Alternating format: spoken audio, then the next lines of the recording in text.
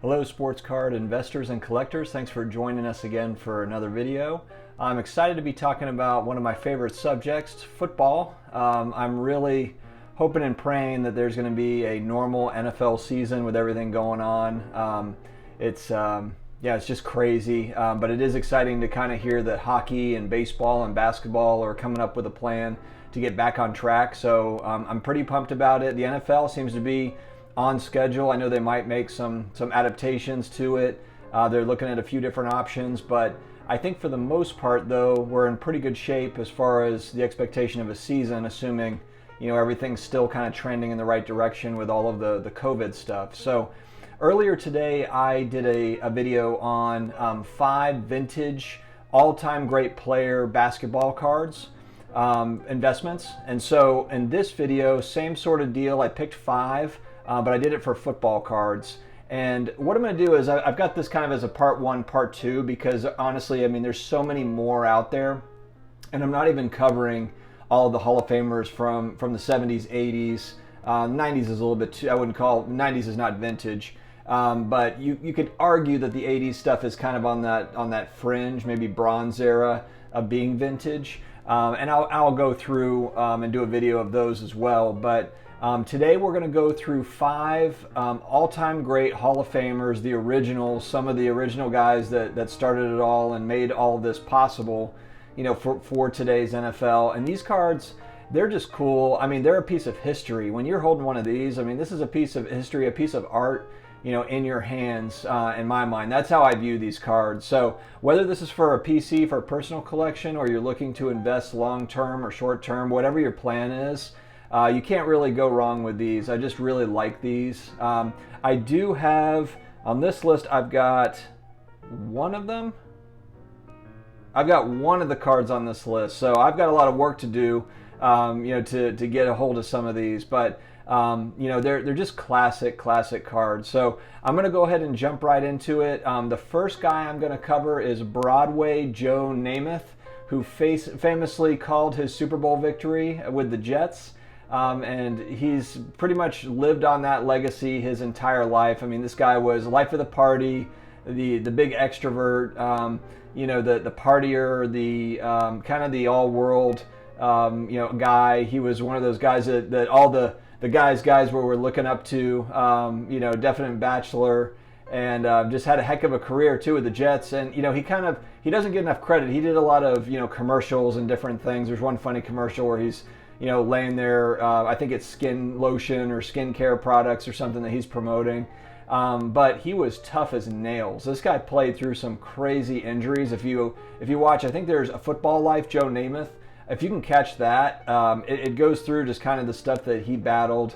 And he was banged up. And that was back in the day. They were not protecting quarterbacks at all in that time frame of the NFL. So anyway, we're going to start with Broadway Joe and his 1965 Topps rookie card. That's number 122, I believe.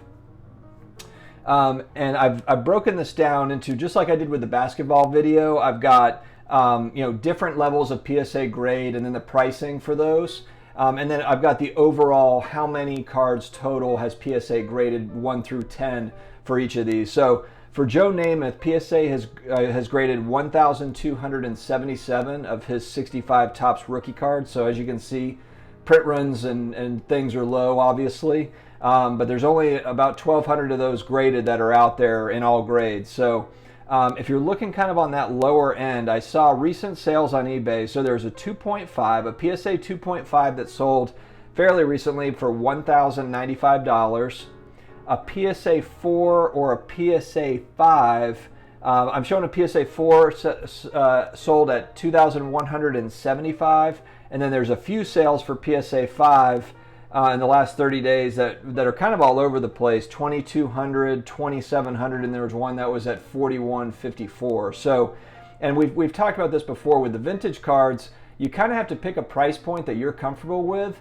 And then you've got to just kind of ride that out, it seems like, because there's such a variance in pricing, and it doesn't matter if it's auction or buy it now, best offer. It seems to be all over the place. So, you really have to put on your negotiating hat with vintage cards and make sure you take a good look at that card and make sure you're very comfortable with the grade that's associated with that card. But yeah, I mean, the pricing is all over the place. So definitely negotiate for these type of cards. So those are the 4s and the 5s. There's 7s. There was 2 sales in the last 2 weeks at PSA 7, and they were pretty close, $6,036 and $6,495. So pretty tight on that. But again, just not a lot of transactions to go through and to compare. So and then this will it's kind of mind-boggling. But so those are the prices for PSA 7 at about $6,000.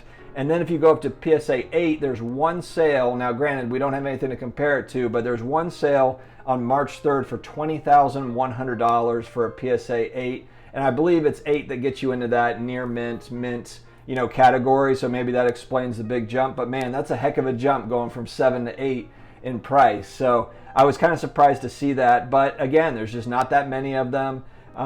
It's certainly one of those things, and the people that do have them, those aren't exactly flippers that own those cards. Those are long-time collectors typically, that are holding on or have held that card for a long period of time, and so they just don't come on the market that much. So really interesting. The vintage card market is very interesting in that way, whereas you've got, with modern cards, you've got transactions all over the place.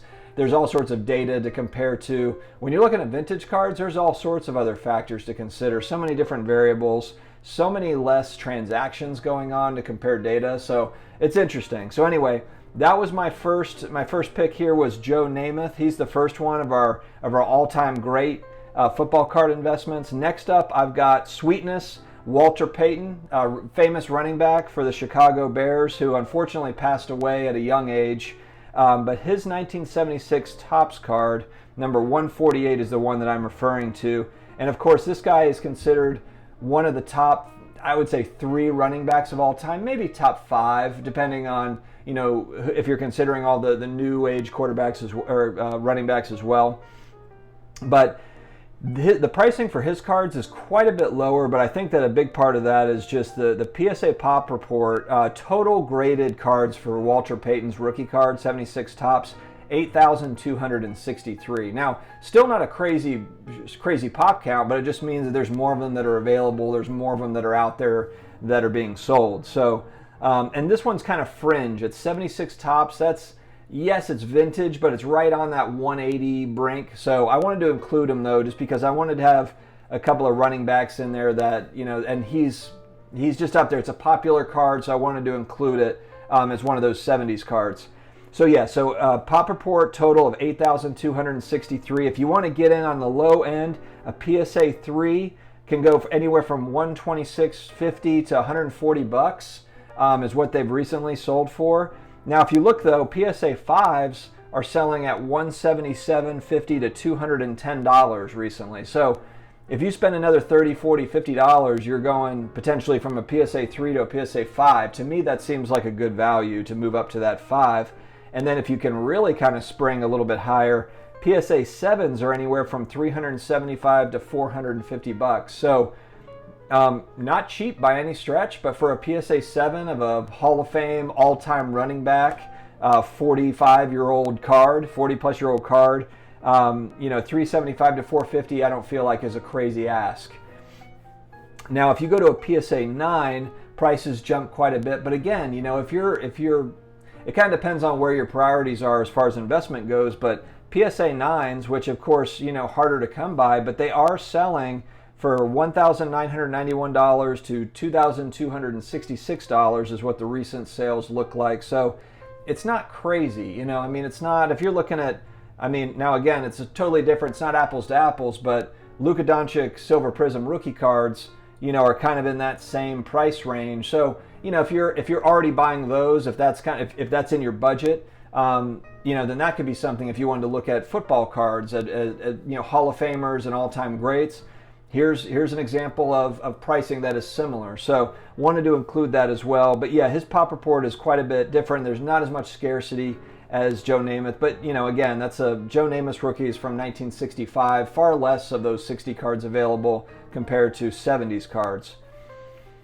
And our next guy is actually from the 50s. So our next couple guys. So the next one I've got is a 1958 Topps Jim Brown rookie card, and this is the one that I have. I have one of these in a PSA 3, so that's about right where my budget was. when I bought this one, and this was a couple years back. They've gone up a little bit, but not a tremendous amount. And this one, so the total population for PSA graded cards for Jim Brown rookies of 58 tops, 3,212. So there's actually a fair amount that have been graded, but it doesn't even compare to that 8,000 plus that Walter Payton has, graded through PSA. So there is scarcity to it. They are difficult to find in high grades for sure. So at a PSA 3, if you're trying to get in on this one, you're at anywhere from $325 to $369 are what recent sales are looking like. At a PSA 5, you're anywhere from $776 to $832. So quite a bit of a jump, almost double. Well, it is more than double for a PSA 5 from a 3. And then, of course, it more than doubles again. If you go to a 7 from a 5, recent sales are anywhere from $1,925 to $2,550. And then I did find a couple of examples of a PSA 8, huge price variance. And again, probably just because not many of them come on the market. But in March, one sold for $6,495. And at the end of April, one sold for $9,000. So part of that could be kind of the surge in card prices from March to end of April. That could be it.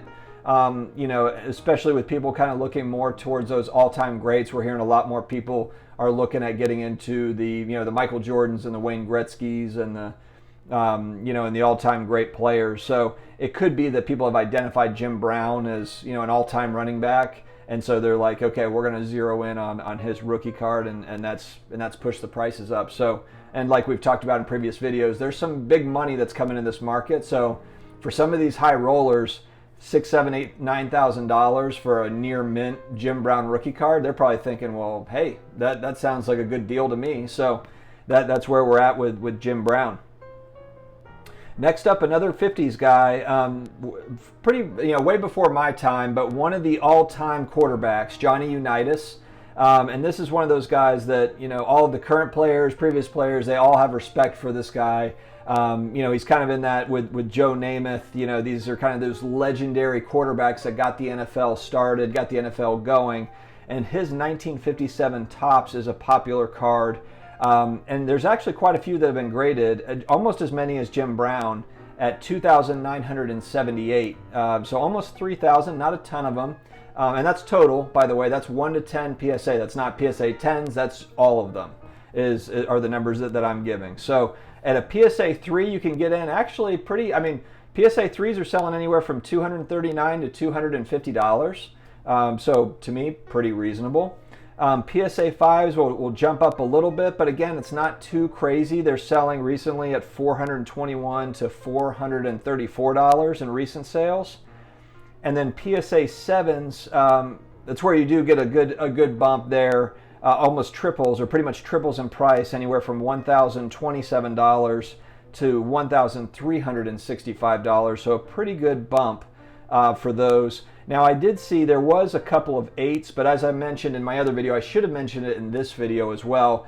I'm only looking at pure PSA grades, so straight PSA grades. So and if you don't know this, PSA has also got, for vintage cards, you'll see OC, which is off center, or ST means there's a stain on it.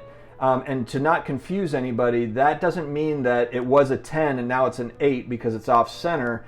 It's an 8, but it's off centered. If you see a PSA 8 that's off centered, which what hobbyists will do, what collectors look at that as, they basically equate that to being more like a PSA 5, maybe a 6, if it's a PSA 8 off center. So the reason why I didn't include the pricing for those is because they were kind of all over the map. There was on those couple of deals that were done, there was a big variance between the two, and they were both 8s off center. So there's just so much subjectivity to how you're going to evaluate pricing for them. So I left those out, but that is another strategy. If you wanted to get in with, if you're okay with it being off center, or it's, got a stain on it, for example, then you can get that higher grade, but it's still just know that it's not going to sell for what PSA, straight up PSA 8 sells for. It's going to sell for more of what like a 5 sells for, is what the comps look like. So that's what I've got for Johnny Unitas. And my definitely last but not least, and this is a card, this is kind of interesting. I was just learning about it. This is an old card. So 1935 National, I think you say it Chicle or Chicle, Chicle.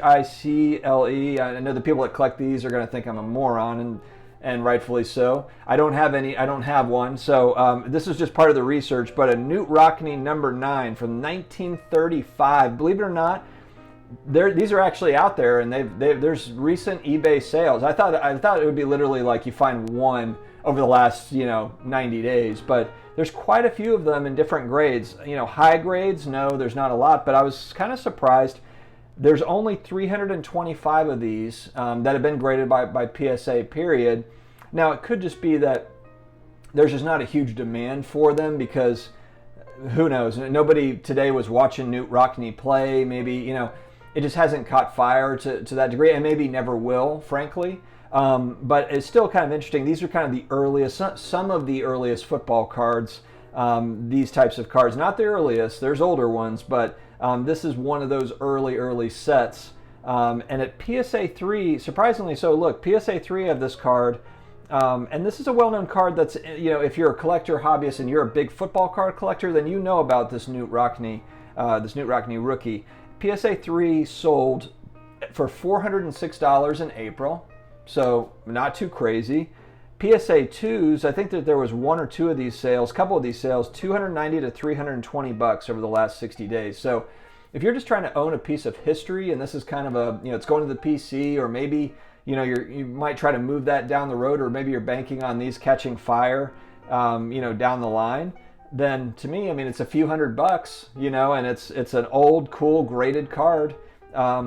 And then a PSA 6 of this was only at $1,100, I say only, but $1,100 to $1,200 in early May. So a few weeks ago, $1,100-$1,200, there was a couple sales at a PSA 6. I was surprised they were that low, honestly, just because there's only been a few hundred of these graded. Obviously, that it means that there's just not that same demand that there might be for other cards, and that's okay. But, for those that are trying to, that are taking different strategies as far as what's next to pop in sports cards, as far as pricing going crazy, heck, maybe it's some of these older vintage cards. So I thought these were really interesting. A lot of these are well known to people, but I know that there's also a lot of collectors that, nowadays that are in high school, college, that these vintage cards are not really on their radar at all. I know some of those people are part of our viewership.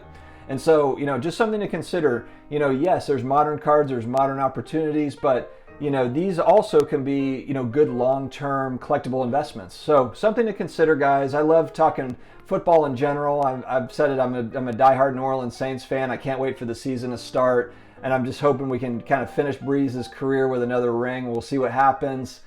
He's lost some arm strength. I don't know how this is going to look, but hopefully Taysom Hill can back him up and get us to the promised land. Love talking football. Guys, please subscribe, comment below. I will meet you in the comments. Let's talk about this. Do you own any of these? Are you targeting any of these? I want to hear your feedback. So thanks again for tuning in, and we will talk to you again soon. Take care.